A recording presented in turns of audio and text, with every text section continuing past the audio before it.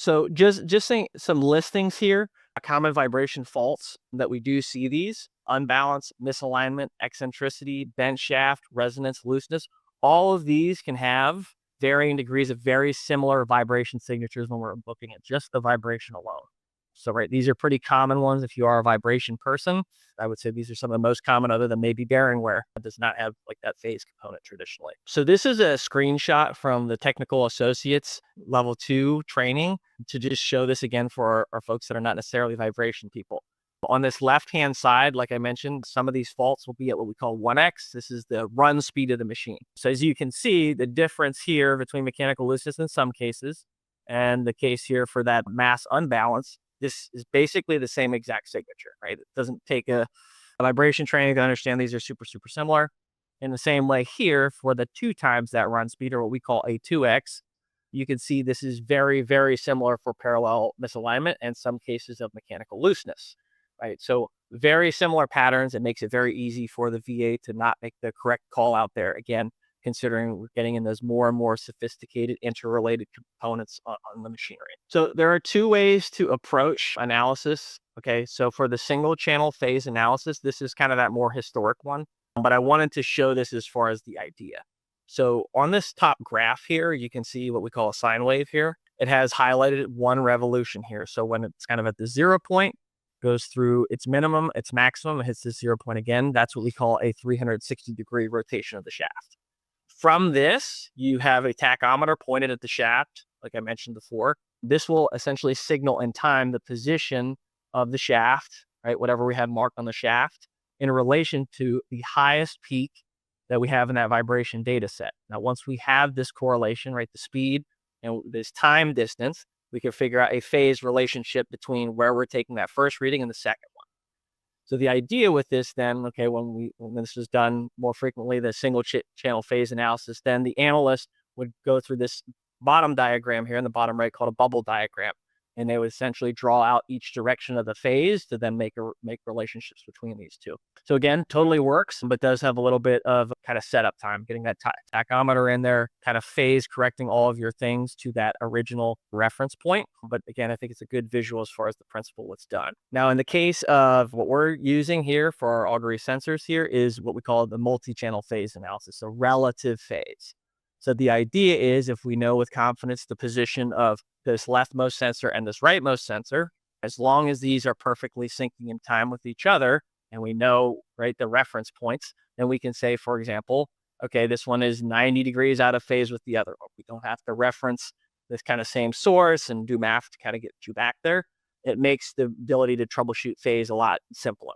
So on this right-hand side, this is from Dan Ombre, Full Spectrum Diagnostics. This is from his vibration periodic table of faults, which is just a nice, easy way to look. So on this right-hand side, you can see there's sort of a basic checklist here. Okay, sanity check. These are the types of phase angles to check on these relative sensors. So again, it makes the process a little bit easier to not have that human error here. So this is very similar to what we will be doing with our Augury sensors. Again, the key here is to not tax the batteries when you do this remotely. So we're going to talk about the 3 most common types of phase issues that we will be able to see, in this kind of setup. Like I mentioned, some are not available, but the most common types that we're going to be able to see. The first here is the offset parallel misalignment. So the idea here, okay, in a very simplified way, is if you have one of the shafts of these 2 components that's a little bit higher, the y-axis is higher, or it's a little bit offset in the left and right direction. So what's going to happen is, as this turns, it's going to have a flexion, like a shearing force,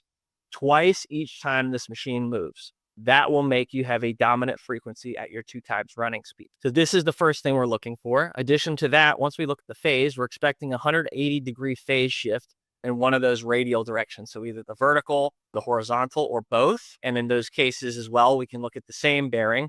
As it becomes more extreme, those values become higher on the same bearing, so the X and Y of each bearing. These will typically move closer to 0 or 180 degrees. This is more of like a diagonal movement. So just the idea, as this worsens, we're even going to be able to see some additional changes in the phase in this idealized case. The second case here is what we call angular misalignment. So this is when 2 shafts are meeting, obviously, at an angle. What happens in this case is you're going to get a push-pull force, so sort of a bending at that shaft. Every time it gets to the bottom, those are kind of pushing together. When they're at the top, it's trying to physically pull those bolts apart, right?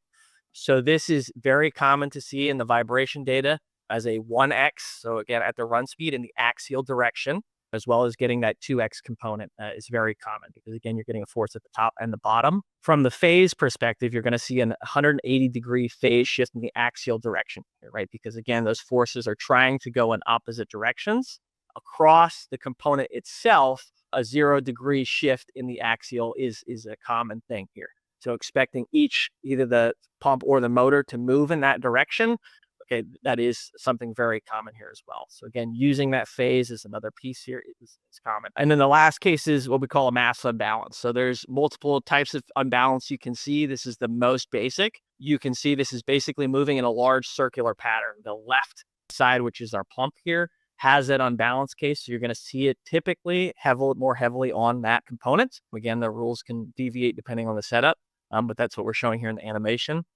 What you'll see in the vibration spectrum is very high readings at that run speed, typically in both the X and Y axis, right? As this thing moves around, that heavy spot is making forces at the 360 degrees at all times. What this is typical to look like in the phase is on the same bearing. So think the nearby pump bearing or the nearby motor bearing for itself in the X and Y directions. We're going to expect to see about 90-degree phase shift. Again, in this most idealized case, on the same component, we're expecting to see, typically a 0-degree shift between your inboard and outboard bearings. So again, not really expecting to see the motor or the pump moving back and forth.